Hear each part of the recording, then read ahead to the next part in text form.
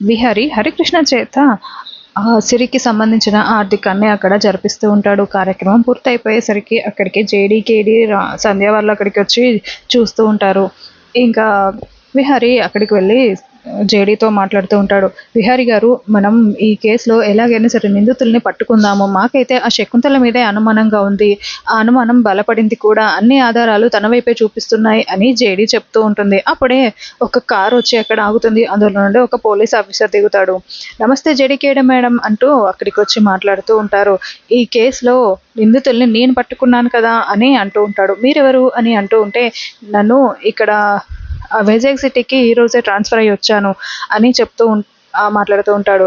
అవునా, ఈ కేసుని మేము కదా చూసుకుంటున్నాం అని జేడీకేడీ చెప్తూ ఉంటే, లేదు, మీరు ఈ కేసులో కీలక ఆధారాలు సంపాదించలేదు కాబట్టి ఈ కేసుని నాకు అప్పగించారు. ఇక నుండి ఈ కేసు నాది అని అతను చెప్తూ ఉంటాడు. అదేంటి, అలా ఎలా కుదురుతుంది అని సంధ్య అంటూ ఉంటే, హలో సిఐ సంధ్య మేడం, మిమ్మల్ని వైజాగ్ రూరల్కి ట్రాన్స్ఫర్ చేశారు. ఇప్పుడు ఇక్కడ నేనే సిఐని, ఇక్కడ అంతా నాదే నడుస్తుంది. మీరు విహారీతో కలిసి సాక్ష్యాధారాలన్నీ దొరకకుండా చేస్తున్నారు కాబట్టి మిమ్మల్ని అక్కడికి ట్రాన్స్ఫర్ చేశారు అని అతను చెప్తూ ఉంటాడు. ఇంకా జేడీకేడీ సంధ్య వాళ్ళు చాలా షాకింగ్గా చూస్తూ ఉంటారు.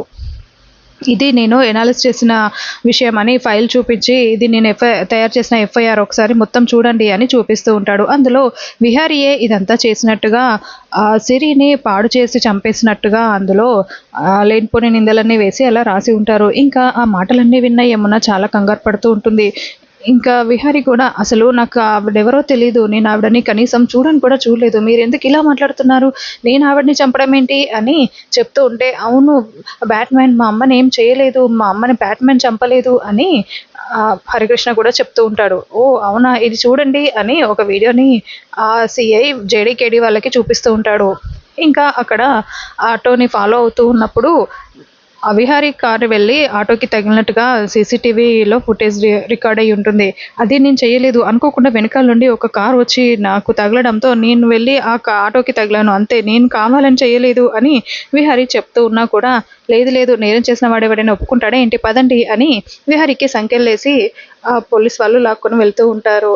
ఇంకా అలా తీసుకొని వెళ్తూ ఉంటే యమున కంగారు పడుతూ ఉంటుంది. అమ్మ మీరేం టెన్షన్ పడకండి, నాకేం కాదు అని విహారీ చెప్తూ వెళ్ళిపోతాడు. ఇంకా ఆ తర్వాత పండు, యమున వీళ్ళందరూ కూడా మళ్ళీ పోలీస్ స్టేషన్కి వెళ్తారు. ఫ్యామిలీ అంతా అక్కడికి వచ్చి ఉంటుంది. నేరుగా వెళ్ళి విహారీ దగ్గరికి వెళ్ళి మాట్లాడడానికి ట్రై చేస్తూ ఉంటే ఆ సిఐ వచ్చి వాళ్ళని అడ్డుకొని మాట్లాడకుండా చేస్తాడు. చాలా సీరియస్గా మాట్లాడుతూ ఉంటాడు. అదేంటి, మా ఆయనతో మాట్లాడకుండా చేస్తున్నారు, మా బావతో మేము మాట్లాడాలి, అసలు మేము ఎవరో తెలుసా, ఏమనుకుంటున్నారు మీరు అని సహస్ర మాట్లాడుతూ ఉంటుంది.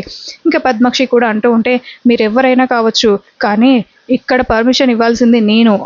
జైల్లో ఉన్న ఖైదీతో మాట్లాడాలంటే నేను మాత్రమే పర్మిషన్ ఇవ్వాలి, అక్యూజ్డ్తో మాట్లాడడానికి వీలు లేదు, ఇక్కడ నుంచి వెళ్ళిపోండి, మీరు ఏం చేసుకుంటారో చేసుకోండి అని గట్టిగా చెప్పడంతో ఇంకా చేసేదేమీ లేక అందరూ బయటికి వచ్చి నించొని ఆలోచిస్తూ ఉంటారు.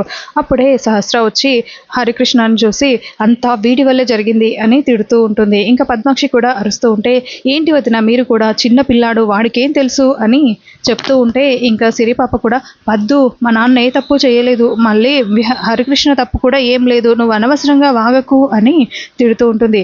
ఏయ్ నువ్వు నోర్మి అని పద్మాక్షి అరుస్తూ ఉంటుంది. ఇంకా అంబిక అంతకుముందు జరిగిన విషయం గుర్తు చేసుకుంటూ ఉంటుంది. అంబికా, సుభాష్ ఒక దగ్గర కలిసి మాట్లాడుకుంటూ ఉంటారు. ఈ సిరి విషయంలో శకుంతలతో చేతులు కలిపి మనము విహారీయే ఇదంతా చేసినట్టుగా విహారీ మీదకి కేసు మళ్ళీలా చేస్తే విహారీ ఈ హరికృష్ణ ఎంటర్ప్రైజెస్కి రాకుండా ఈ ఆఫీస్ని క్లోజ్ చేసుకునేలాగా వస్తుంది వాడికి పరిస్థితి. ఎలాగైనా సరే ఇక్కడ వాడిని అందులో ఇరికించాలి, మనం శకుంతలని ఉపయోగించుకొని అలా చేయాలి. ఒకవేళ పోలీస్ వాళ్ళు గట్టిగా ఎంక్వైరీ చేస్తే దొరికితే శకుంతల దొరుకుతుంది, లేదా విహారీకే జైలు శిక్ష పడుతుంది, వాడు జీవితాంతం జైల్లోనే ఉంటాడు, మనం సేఫ్ అని అనుకుని ఉంటారు. ఇంకా అలా సుభాష్ శకుంతలకి ఫోన్ చేసి చెప్పడంతో శకుంతల తన ప్లాన్ ప్రకారం అలా వీడియో అంతా క్రియేట్ చేసి పోలీస్ వాళ్ళకి ఇచ్చి విహారీయే ఇదంతా చేశాడు అన్నట్టుగా చెప్పి ఉంటుంది. అదంతా గుర్తు చేసుకుని అంబిక నవ్వుకుంటూ ఉంటుంది. విహారీ గాడు బయటికి రావడం అనేది జరగదు అని అనుకుంటూ చాలా హ్యాపీగా ఫీల్ అవుతూ ఉంటుంది. మరోవైపు ఇంకా జేడీకేడీ కూడా అక్కడికి రావడంతో ఆ ఎస్ఐ మాట్లాడనివ్వకుండా చేస్తాడు. వాళ్ళు బయటికి వచ్చి ఈ కేస్‌ని మనం ఖచ్చితంగా మన వేలో మనం ఎంక్వైరీ చేయాల్సిందే. ఈ కేస్‌ని వదిలిపెట్టను నేను అని జేడీకేడీ చెప్పడంతో ఓకే మేడం థ్యాంక్ యూ అని సంధ్య అంటుంది. సంధ్య నువ్వు కూడా ట్రై చెయి అంటే నేను ఈ కేస్‌కి సంబంధించి ఎలాంటి హెల్ప్ అయినా నేను చేస్తాను మేడం. అందరం కలిసి చేద్దాము అని సంధ్య కూడా అంటుంది. అలా ఎపిసోడ్ ఎండ్ అయిపోయింది.